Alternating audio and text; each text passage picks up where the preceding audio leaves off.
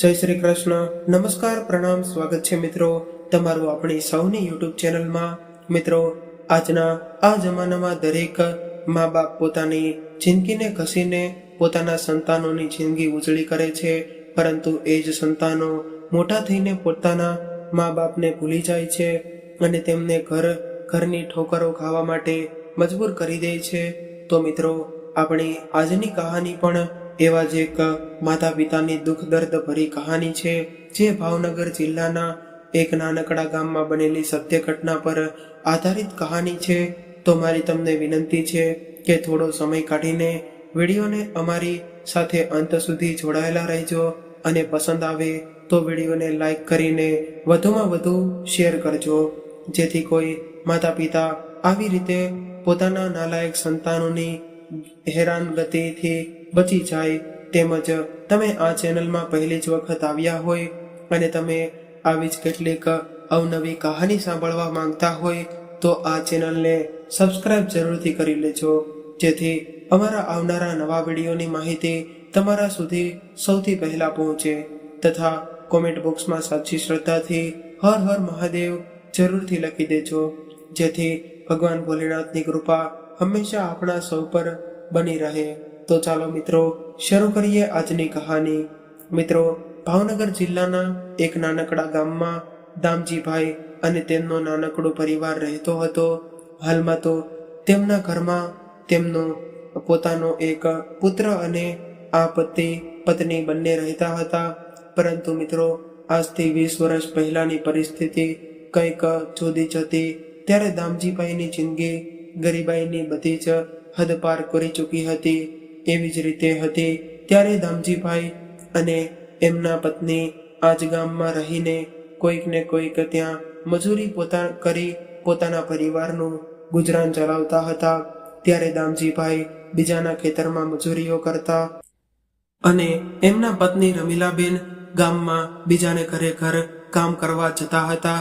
ત્યારે દામજીભાઈનું ઘર દેખાવમાં તો ઘર ઓછું પણ ખંડેર વધારે લાગતું હતું, પરંતુ નાણાંની કટોકટી અને સમયનો કાળો કેર આ દંપતીને પોતાની જિંદગી સુખેથી જીવવાની ઉંમરમાં આવા ઢસરતા કરતો હતો.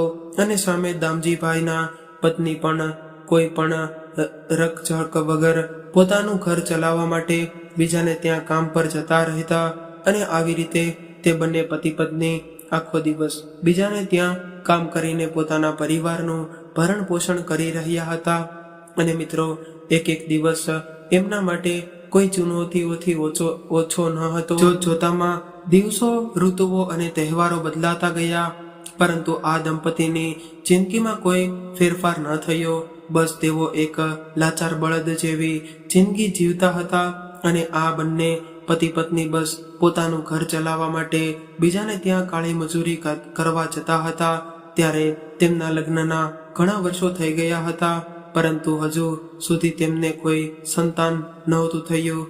ત્યારે તેમણે કેટલી માનતાઓ અને બાધા આડીઓ રાખી હતી. ત્યારબાદ લગ્નના 8 વર્ષે દામજીભાઈના ઘરે એક પુત્રનો જન્મ થયો. ત્યારે નાનકડા પુત્રને જોઈને ઘડીવાર માટે રમીલાબેન અને દામજીભાઈ બંને પોતાનું બધું જ દુઃખ ભૂલી ગયા અને નાનકડા ફૂલ જેવા દીકરાને રમાડવા લાગ્યા. ત્યારે દામજીભાઈને મનમાં પોતાના પુત્રને લઈને ખૂબ જ મોટા સપનાઓ હતા. એ અવારનવાર તેમની પત્નીને કહેતા કે જોજે રમીલા, તું રાત દિવસ બીજાને ત્યાં મજૂરી કરીને પણ આપણા દીકરાને ભણાવી ગણાવીને ખૂબ જ મોટો ડોક્ટર બનાવીશ. મિત્રો, આજના જમાનામાં દરેક માતા પિતા પોતાની જિંદગીને ઘસીને પોતાના સંતાનોની જિંદગી ઉજળી કરે છે. એવી જ રીતે થોડો સમય વીત્યો એટલે દામજીભાઈ અને રમીલાબેને પોતાના દીકરા ભૂપતને તેમના ગામની સરકારી શાળામાં ભણવા માટે બેસાડ્યો. તે પોતે પતિ પત્ની બંને ભલેના શિક્ષણ અને સમયના વેગમાં ચાલવાના શોખથી વંચિત હતા, પરંતુ પોતાના દીકરાને ઘણી બધી સુખ અને સુવિધા મળી રહે તે માટે આ દંપતી હવે પહેલા કરતાં પણ વધારે કામ કરતા જતા લાગ્યા હતા. ત્યારે ભૂપત તેના શાળાના મિત્રો પાસેથી નવી વસ્તુઓની ડિમાન્ડ કરતો હતો.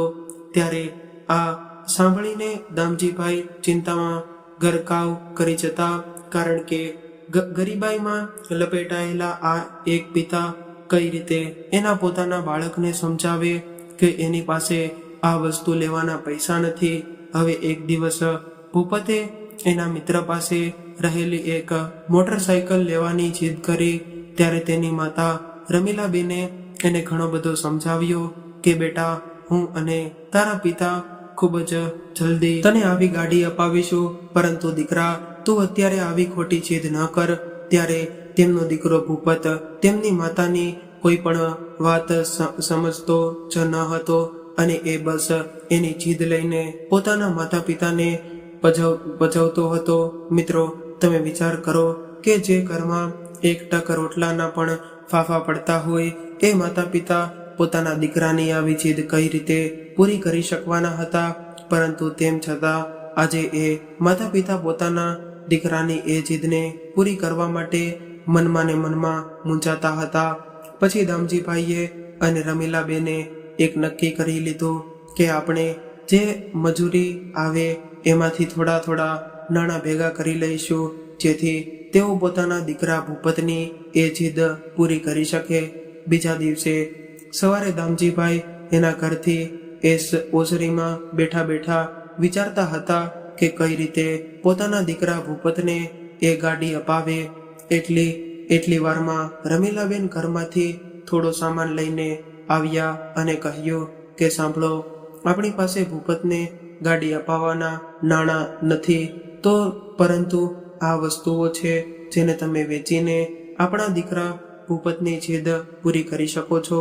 ત્યારે ઘણીવાર દામજીભાઈએ અને રમીલાબેન લાચાર રીતે એકબીજાની સામે જોતા રહ્યા. શ્વાસ લઈને સમજીભાઈ ઊભા હતા અને તેમના પત્નીએ આપેલી ઘરની અમુક વસ્તુઓ લઈને બજાર તરફ વેચવા માટે ચાલવા લાગ્યા. અને એ વસ્તુઓ તેમણે માંડ માંડ કરીને વસાવી હતી, પરંતુ પોતાનો દીકરો કોઈ વાતે સમજવા તૈયાર ન હતો.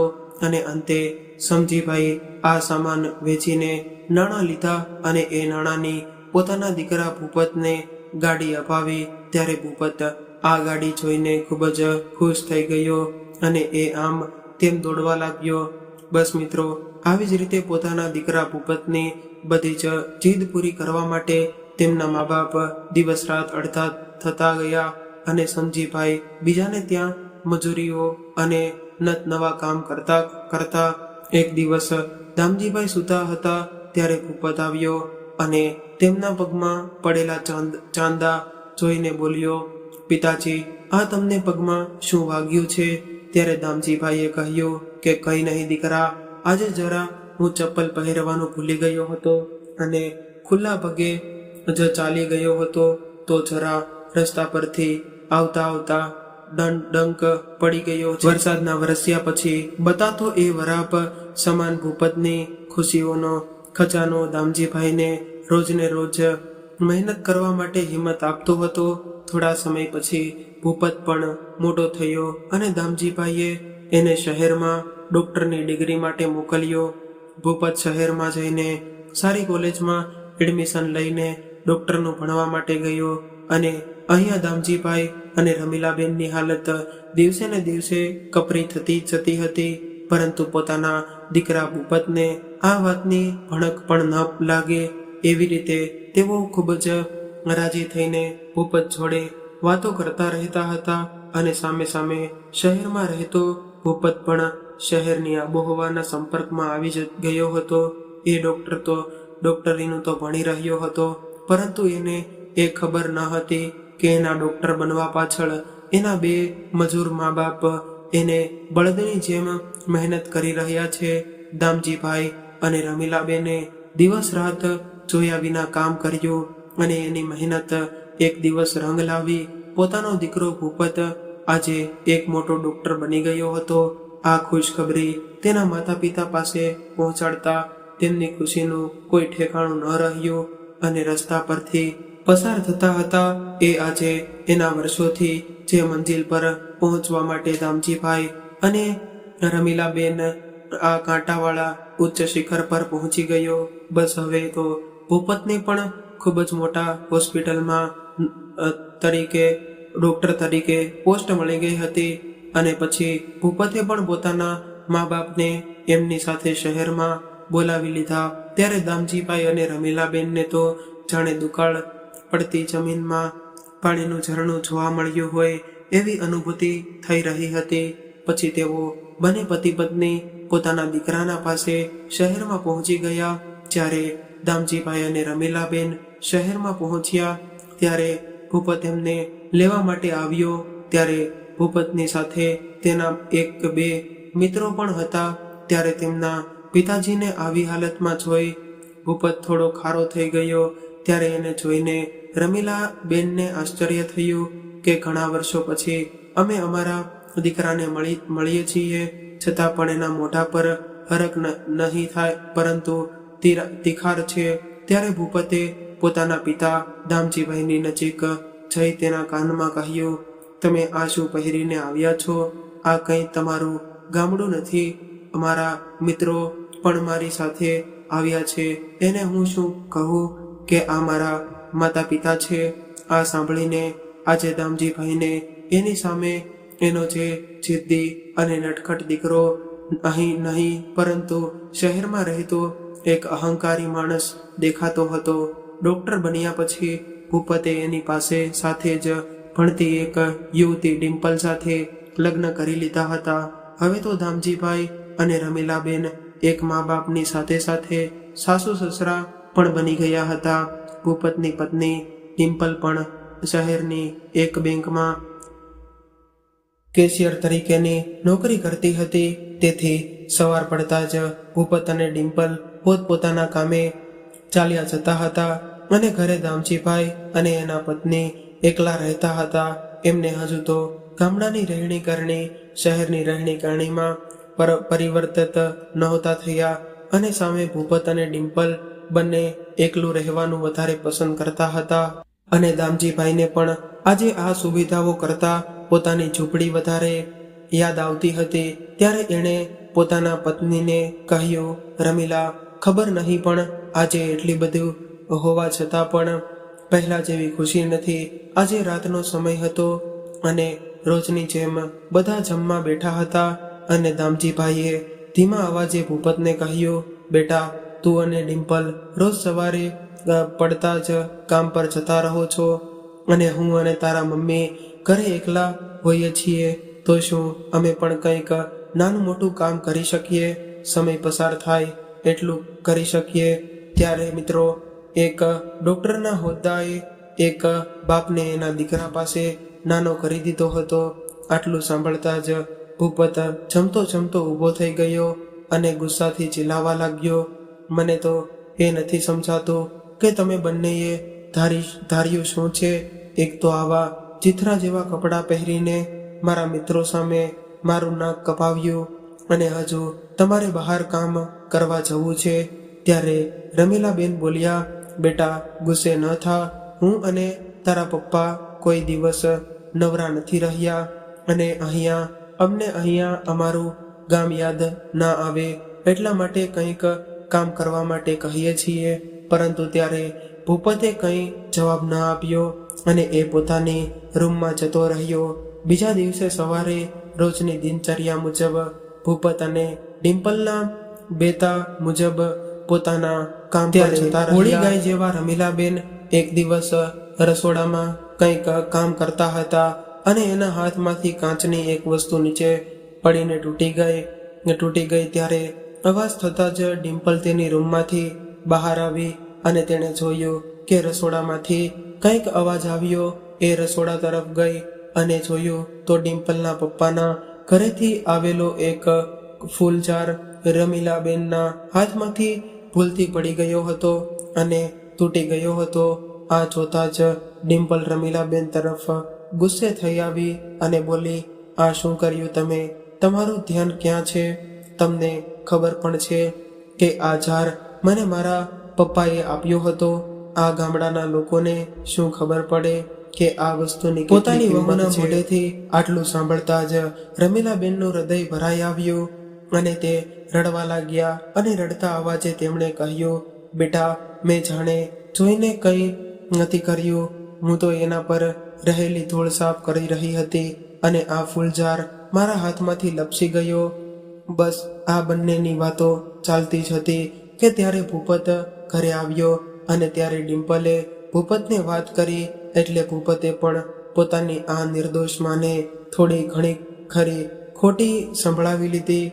ત્યારે રમીલાબેનને ખૂબ જ લાગી આવ્યો કે જે દીકરા પાછળ એણે આટલી મથામણ કરીને એ જ દીકરો આજે એક મામૂલી જારને લઈ પોતાની જ માને આવું ઘણું બધું કહી રહ્યો છે.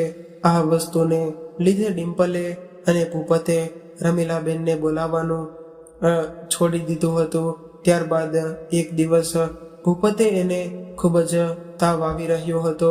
મિત્રો, કોઈ પણ સંતાન નાનું મોટું હોય તો મોટું હોય તેના મા બાપને હંમેશા તેની કાળજી રાખવાની આદત હોય છે. ત્યારે દામજીભાઈ થોડા ગુસ્સે હતા કેમ કે ભૂપતે તેની માતા સાથે જે વ્યવહાર કર્યો હતો એ દામજીભાઈને બિલકુલ પસંદ નહોતો આવ્યો. પરંતુ આજે જ્યારે પોતાના દીકરા ભૂપતને બીમાર જોઈ એના મમ્મી ભૂપત પાસે આવ્યા ત્યારે દામજીભાઈએ આવીને એમને અટકાવ્યા અને કહ્યું, તારે એની પાસે જવાની કોઈ જરૂર નથી. શું તું ભૂલી ગઈ કે તેણે તારી સાથે કેવો દુર્વ્યવહાર કર્યો હતો? ત્યારે રમીલાબેન હસીને બોલ્યા, સંતાન ગમે તેવી ભૂલ કરે પણ ક્યારેય માવતર કમાવતર ન થાય. હવે મિત્રો, એક દિવસ ભૂપતને ઓફિસમાંથી એક પાર્ટીનું આયોજન હતું અને એમાં એના પરિવારને પણ આમંત્રણ હતું. એટલે ભૂપતે ઘરે તેના માતા પિતાને વાત કરી અને કહ્યું કે જો તમે બંને હું કહું એમ રહેશો તો આપણે બધા આ પાર્ટીમાં જઈશું, પરંતુ આ વખતે તમે એવી રીતે કોઈ હરકત ના કરતા કે જેનાથી મારું મોઢું નીચે થઈ જાય. ત્યારે સ્વાભિમાની દામજીભાઈ તરત જ વળતા જવાબમાં બોલ્યા, દીકરા, અમને કોઈ શોખ નથી તારી આ શહેર, પરંતુ ભૂપતના બધા જ મિત્રો તેના પરિવાર સાથે આવવાના હતા.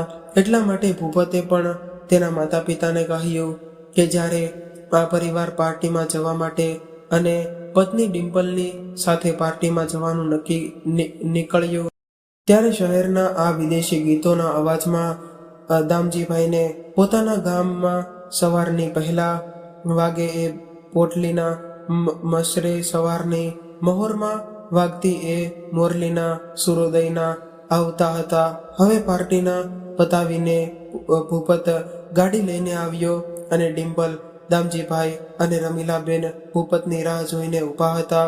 ત્યારે સાથે ભૂપતના મિત્રો અને એમનો પરિવાર પણ હતો.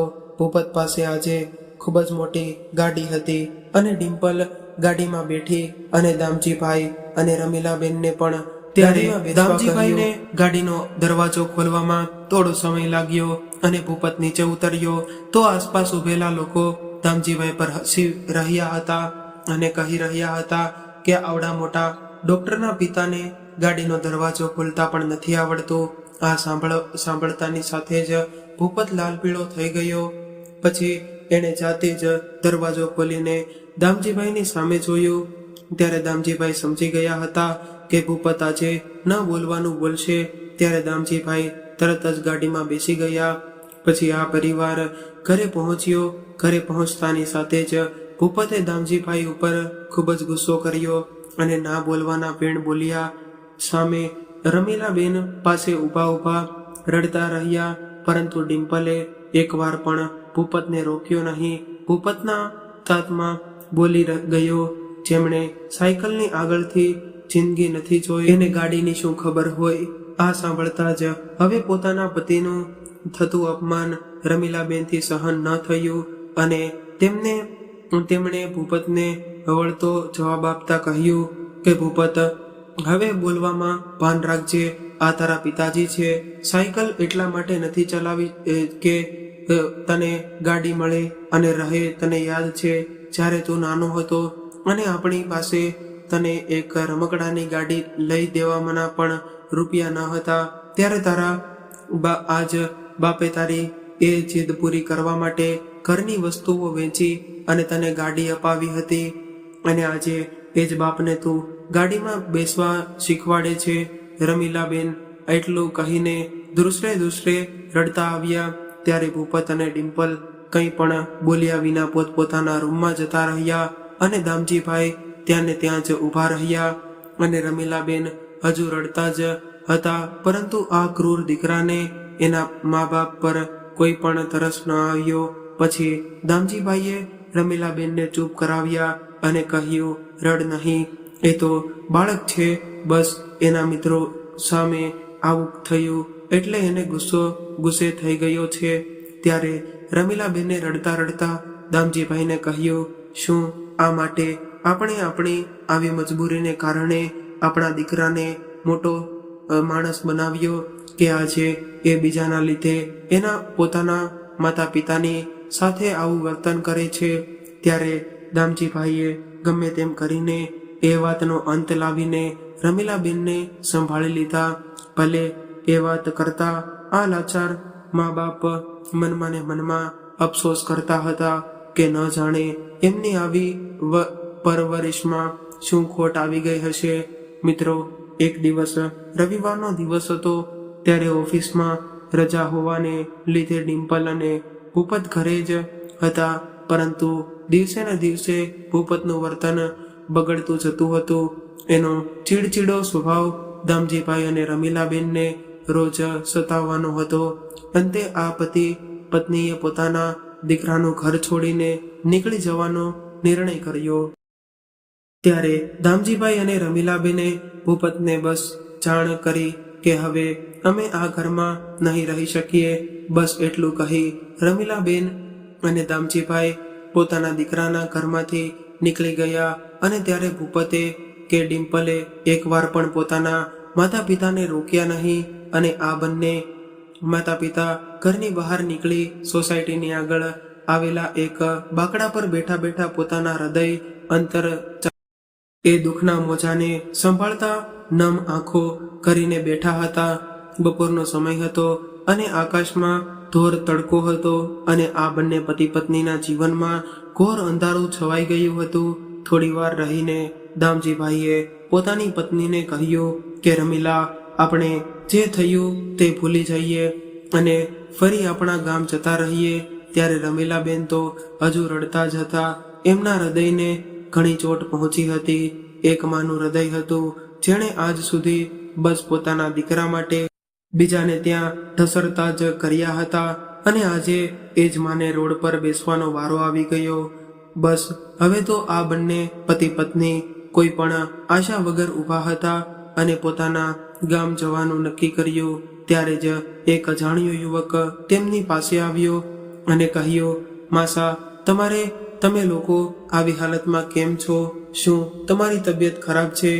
હું તમારી કંઈ મદદ કરી શકું? ત્યારે દામજીભાઈએ એમની સામે જોઈને જરા સ્મિત કરીને કહ્યું, ના બેટા, અમારી તબિયત તો ઠીક છે અને હવે અમને કોઈ પણ આશા નથી. ત્યારે આ યુવકે ફરી પૂછ્યું, તો તમે લોકો આવી રીતે સામાન લઈ રસ્તા પર કેમ ઊભા છો?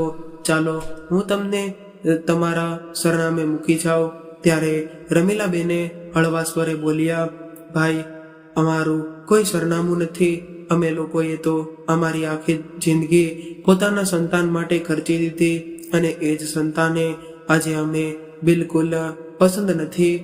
એટલું સાંભળતા જ આ યુવક સમજી ગયો કે નક્કી આ લોકો એના સંતાનોના દુઃખથી આવી રીતે રસ્તા પર આમ તેમ ફરી રહ્યા છે. પછી એણે રમીલાબેન અને દામજીભાઈને કહ્યું, તમને હું એક વાત કહી શકું? હા બેટા, બોલ. દામજીભાઈએ વળતો જવાબ આપ્યો. એટલે યુવકે કહ્યું, મારું નામ કિશોર છે અને હું એક અનાથ છું. નાનપણથી જ મને મારા મા બાપનો પ્રેમ મળ્યો નથી અને હંમેશા હું મારા મા બાપના એ પ્રેમથી વંચિત રહ્યો છું. આજે ઉપરવાળાએ સામેથી મને તમારા સ્વરૂપમાં એક મા બાપ દેખાવ્યા છે, તો તમે મારા ઘરે મારી સાથે રહેવા માટે આવશો? જ્યારે એ યુવકે આવું કહ્યું ત્યારે દામજીભાઈ બોલ્યા, અરે ના બેટા, અમારે બસ હવે અમારા ગામ પાછું જવું છે. પરંતુ કિશોર એની જીદ ઉપર અડગ રહ્યો અને અંતે તેણે દામજીભાઈ અને રમીલાબેનને પોતાના ઘરે આવવા માટે મનાવી જ લીધા. પછી કિશોરે આ બંને પતિ પત્નીને પોતાની સાથે એની ઘરે લઈ ગયો અને કિશોર તો ઘરમાં એકલો જ રહેતો હતો એટલે એના ઘરની સ્થિતિ કંઈક સારી ન હતી. ઘરમાં બધી જ વસ્તુઓ આમ તેમ પડી હતી. ત્યારે કિશોરે દામજીભાઈ અને રમીલાબેનને સોફા પર બેસાડ્યા અને પોતે નીચે જમીન પર બેઠો. પછી એ થોડા ધીમા અવાજે બોલ્યો, હવે આ તમારું જ ઘર છે એટલે આ ઘરને અને મને પોતાના સમજજો. ત્યારે પારકા દીકરાના મોઢે પોતાના પણું જોઈને રમીલાબેન ની આંખો ભીની થઈ ગઈ. પછી તો રમીલાબેને કિશોરના આ વિખાયેલા ઘરને એક સુંદર ઘરમાં પરિવર્તિત કરી દીધું. ત્યારે તો કિશોર એક નાનકડી કંપનીમાં એમ્પ્લોય તરીકે નોકરી કરતો હતો. એની પાસે ખાસ કંઈ પણ હતું નહીં, પરંતુ એ ઉદાર દિલવાળો હતો અને એવા સેવાભાવી સ્વભાવનો વ્યક્તિ હતો અને સાથે રમીલાબેન અને દામજીભાઈને સારી રીતે રાખવાની કોશિશ કરતો હતો. કિશોરે એક દિવસમાં બંને પતિ પત્નીને પૂછ્યું કે શું હું તમને મમ્મી પપ્પા કહીને બોલાવી શકું? ત્યારે રમીલા બેન હસીને બોલ્યા કે તું તો મારા સગા દીકરા કરતાં પણ વિશેષ છો.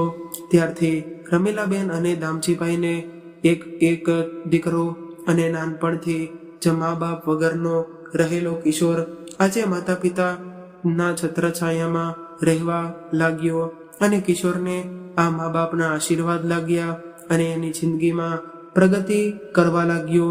તે દિવસે ને દિવસે કંઈક ને કંઈક પ્રવૃત્તિમાં આગળ વધવા લાગ્યો. સામે ભૂપત અને ડિમ્પલ હવે ઘરે એકલા જ રહેતા હતા. એક દિવસ ભૂપતની હોસ્પિટલમાં કોઈક નકલી દવા બનાવવાના કૌભાંડમાં ભૂપત આવી ગયો અને વધારે પૈસા કમાવાની લાચારમાં ભૂપત ડોક્ટર થઈ દાનવ બનવાનું કામ કરી બેઠો હતો. એક દિવસ ભૂપતની હોસ્પિટલમાં કોઈક નકલી દવા બનાવવાવાળાના કૌભાંડમાં ભૂપત આવી ગયો અને વધારે પૈસા કમાવાની લાલચમાં ભૂપત ડોક્ટર થઈ દાનવ બનવાનું કામ કરી બેઠો હતો. પરંતુ એક દિવસ આ નકલી દવાનું કરતૂત તો સામે આવી જ ગયું અને એની હોસ્પિટલને સીલ મારી દેવામાં આવ્યું. સાથે સાથે એને 10 લાખ રૂપિયાનો દંડ પણ ફટકારવામાં આવ્યો. અચાનક ભૂપત પર આવી મુસીબત આવી પડી. એની પાસે બસ આ ઘર બચ્યું હતું. પછી એણે પોતાનું ઘર ગીરવે મૂકીને 10 લાખનો દંડ ભર્યો ને બધું તો પતી ગયું. પરંતુ હવે ડિમ્પલ અને ભૂપત વચ્ચે રોજ ઝઘડા શરૂ થઈ ગયા ને જે કંઈ પણ બન્યું હતું એની સામે ડિમ્પલ ભૂપતને જવાબદાર કહેવા લાગી અને સામે આક્રોશમાં આવેલ ભૂપત ડિમ્પલને દોષ દેવા લાગતો હતો અને હવે આવી રીતે બંને વચ્ચે અણબનાવ બનવા લાગ્યા અને ભૂપતને હવે વિચાર આવ્યો હતો કે તેણે પોતાના માતા પિતાની સાથે ખૂબ જ ખોટું કર્યું છે અને ભગવાન શાયદ એને આની જ સજા આપી રહ્યા છે. પરંતુ દામજીભાઈ અને રમીલાબેનને આ વસ્તુથી કંઈ ખબર હતી નહીં અને આ દંપતી તેઓ બસ બધું ભૂલીને નવી જિંદગી શરૂ કરી હતી અને કિશોર પોતાના માતા પિતાની સાથે ખુશીઓથી રહેતો હતો. એક દિવસ કિશોર એક કંપનીથી કામ કરતો હતો. એણે પોતાની બીજી કંપની બનાવી લીધી. ત્યારે એના મમ્મી પપ્પાને આ ખુશ ખબરી દેવા એમને મંદિરે લઈ જઈને આ ખુશ ખબર દેવા વધારે પસંદ કર્યું. પછી કિશોરે કહ્યું કે મમ્મી પપ્પા તમે બંને તૈયાર થઈ જાઓ, આપણે આજે મંદિરે જવું છે અને પછી તમારા દીકરાની એક ખુશખબરી તમને આપવા માંગુ છું. ત્યારે રમીલાબેન અને દામજીભાઈ તો ખુશ થઈ ગયા અને બોલ્યા, બેટા શું ખુશ ખબર છે અને અમને અત્યારે જ તે ના, હું તમને અત્યારે નહીં કહું, અમે તૈયાર થઈને આવ્યા. રમીલાબેને હસીને કહ્યું, અરે દામજીભાઈ, રમીલાબેન અને કિશોર ત્રણેય જણા મંદિરે જવા માટે નીકળ્યા અને દિવસ મામૂલી ગાડીને ફરતો કિશોર આજે મર્સિડીઝ ગાડી લઈને ફરતો થઈ ગયો હતો. મંદિરે પહોંચતા જ આ બંને માતા પિતા અને કિશોર ગાડીમાંથી નીચે ઉતર્યા અને ત્યારે જ રમીલાબેનની નજર સામે દાદર પર પડી અને એમને લાગ્યું કે નક્કી આ એનો દીકરો ભૂપત જ છે, પરંતુ ઉંમરના લીધે એમને દૂરથી એટલું બધું બતાતું ન હતું. તે એ લોકો મંદિરે જવા માટે આગળ વધ્યા અને ત્યાં દાદર પર ભૂપત અને ડિમ્પલ બેઠા હતા. ત્યારે ભૂપત અને ડિમ્પલની આંખોમાં આંસુ હતા. મિત્રો, સમયનો પલટાવો તો કેવો હોય છે. એક દિવસ આ ઘરડામાં બાપના રસ્તા પર આમ જ નિરાશ બેઠા હતા અને આજે ભૂપત અને ડિમ્પલ રોડ પર બેઠા છે. ત્યારે દામજીભાઈ અને રમીલાબેન બંને તેમને જોતા જ વિચારમાં પડી ગયા કે આ બંને અહીંયા કેમ બેઠા છે. ત્યારે રમીલાબેન એની તરફ જવા ગયા, પરંતુ ત્યારે દામજીભાઈએ એનો હાથ પકડીને એને રોકી રાખ્યા. ભૂપતે જ્યારે જોયું અને નજર કરી તો એણે પોતાના મમ્મી પપ્પાને જોયા, એટલે એ ઝડપભેર ઊભો થયો અને એના મમ્મી પપ્પાના પગમાં પડી ગયો અને એ જોર જોરથી રડવા લાગ્યો અને કહેવા લાગ્યો કે મમ્મી પપ્પા મને માફ કરી દો. મેં ખૂબ જ મોટી ભૂલ કરી દીધી છે. મેં તમારી સાથે ખૂબ જ ખોટું કરી દીધું છે અને ભગવાને આજે મને એની સજા આપી દીધી છે. તમે તો તમારી જિંદગી ઘસીને મને આ જગ્યાએ પહોંચાડ્યો છે, પરંતુ મારી બુદ્ધિ ભ્રષ્ટ થઈ ગઈ હતી કે મેં તમને ન કહેવાનું કહી દીધું અને તમને લોકોને જતા રોક્યા પણ નહીં. મેં તમારી સાથે કરેલ દુર્વ્યવહારનો ભગવાને આજે મને બદલો આપી દીધો છે. આટલું સાંભળતા જ કિશોર સમજી ગયો કે આ એ જ દીકરો છે જેના લીધે એના મમ્મી પપ્પા દુઃખી થયા હતા. ત્યારે કિશોરને ભૂપત પણ ઘણો ગુસ્સો આવતો હતો, પરંતુ રમીલાબેન અને દામજીભાઈને લીધે એ ત્યાં શાંત થઈને ઊભો હતો. ત્યારે દામજીભાઈએ ભૂપતને ઊભો કર્યો અને પૂછ્યું કે શું થયું, તું અને ડિમ્પલ કેમ અહીંયા બેઠા છો? ત્યારે ડિમ્પલે દામજીભાઈને બધી જ વાત કરી. આ વાત સાંભળતા જ દામજીભાઈ આશ્ચર્યચકિત થઈ ગયા અને પછી તેઓ બોલ્યા કે દીકરા, અમે તને નીતિના પૈસા કમાઈને ભણાવ્યો હતો અને એક સારો માણસ બનાવ્યો હતો, પરંતુ તે અનીતિથી કમાવાનું નક્કી કર્યું તો પછી એનું પરિણામ પણ આ જ હોય. અને આજે દામજીભાઈ અને રમીલાબેન સામે બે અલગ અલગ વૃત્તિના દીકરાઓ ઊભા હતા. એક એનો સગો દીકરો અને બીજો સગા કરતા પણ વિશેષ સગો દીકરો. ભૂપત પોતાના મા બાપને છોડીને રસ્તા પર આવી ગયો અને સામે સગા દીકરા કરતા પણ વિશેષ એવો કિશોર રસ્તા પરથી બંગલા પર આવી ગયો. મિત્રો, પોતાના મા બાપના આશીર્વાદની તાકાત ભૂપતને હવે સમજાતી હતી. દામજીભાઈ એની સાથે થયેલ એ દુર્વ્યવહાર હજુ ભૂલ્યા ન હતા અને એમને જરા પણ ઈચ્છા ન હતી કે તે ભૂપતને માફ કરે. ત્યારે રમીલાબહેને દામજીભાઈને સમજાવ્યા, પરંતુ ત્યારે દામજીભાઈએ એકના બે ન થયા. ત્યારે અંતે એક બાપનું હૃદય પીગળી ગયું અને એમણે પોતાના દીકરા અને વહુને માફ કરી દીધા. પછી આ લોકો મંદિરમાં દર્શન માટે ગયા. દર્શન કરી કિશોર પોતાની નવી કંપની વિશે એના મમ્મી પપ્પાને જાણ કરી. આજે તો દામજીભાઈ અને રમીલાબેનની ખુશીમાં સોના ઉપર સુહાગો હતો. એવી રીતે એમનો હરખ બમણો થઈ ગયો હતો. પોતાના મમ્મી પપ્પાના આશીર્વાદ લઈને ભૂપત અને ડિમ્પલ કિશોરની સાથે તેમની નીચે ઉતર્યા. હવે કિશોર, દામજીભાઈ, રમીલાબેન, ભૂપત અને ડિમ્પલ બધા એક જ ઘરમાં સાથે મળીને રહેવા લાગ્યા. તો મિત્રો, આ કહાની પરથી તમને શું શીખ્યા અને તમને આ કહાની જે કેવી લાગી એ કોમેન્ટ બોક્સમાં કોમેન્ટ કરીને જરૂરથી જણાવજો. અને કહાની પસંદ આવી હોય તો વિડીયોને લાઈક કરીને વધુમાં વધુ શેર પણ કરજો. અને તમે આવી જ કહાની, અવનવી કહાની સાંભળવા માંગતા હોય તો આ ચેનલને જરૂરથી સબસ્ક્રાઇબ કરી લેજો. તો ચાલો મિત્રો, હવે ફરી મળીશું એક નવી કહાની સાથે. ત્યાં સુધી તમામ મિત્રોને જય શ્રી કૃષ્ણ, રાધે રાધે, હર હર મહાદેવ. આ કહાનીને પૂરેપૂરી સાંભળવા માટે તમારો ખૂબ ખૂબ આભાર.